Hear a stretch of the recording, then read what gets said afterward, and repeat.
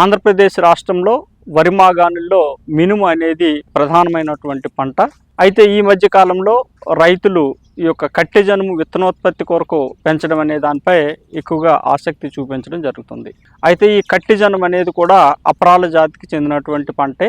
ఇది కూడా 85 నుంచి 90 రోజుల్లో కోతగా రావడమే కాకుండా దాదాపు 6 నుంచి 7 క్వింటాళ్ళ వరకు కూడా దిగుబడులు ఇవ్వడం జరుగుతుంది.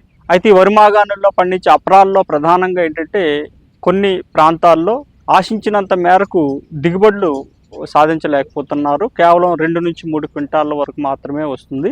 కాబట్టి ఇది అంత లాభదాయకంగా లేదు. కాబట్టి రైతులు కట్టె జనుము విత్తనోత్పత్తిపై ఆసక్తి చూపించడం జరుగుతుంది.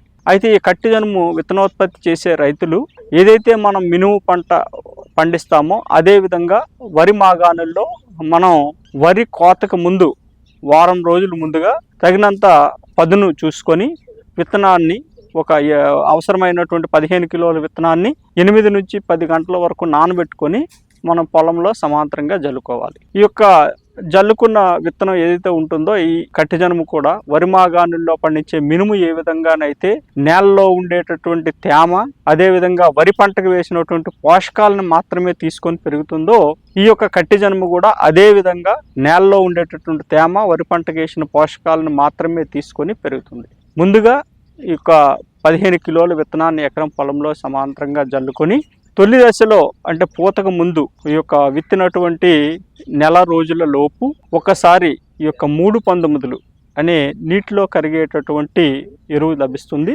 దీనిని 5 గ్రాములు లీటర్ నీటికి చొప్పున ఒకసారి పిచికారీ చేసుకున్నట్లయితే బెట్ట పరిస్థితులు ఉన్నప్పటికీ లేదంటే నేలలో తడి ఆరినా కూడా మొక్క ఏపుగా తొలి దశలో పెరిగేటటువంటి అవకాశం ఉంటుంది. అదేవిధంగా ఈ యొక్క పూత వచ్చిన తర్వాత మరొక్కసారి మల్టీకే అంటే పొటాషియం నైట్రేట్ అంటాము. దీనిని 5 నుంచి 10 గ్రాములు 1 లీటర్ నీటికి చొప్పున కలుపుకొని మనం పిచికారీ చేసుకోవాలి.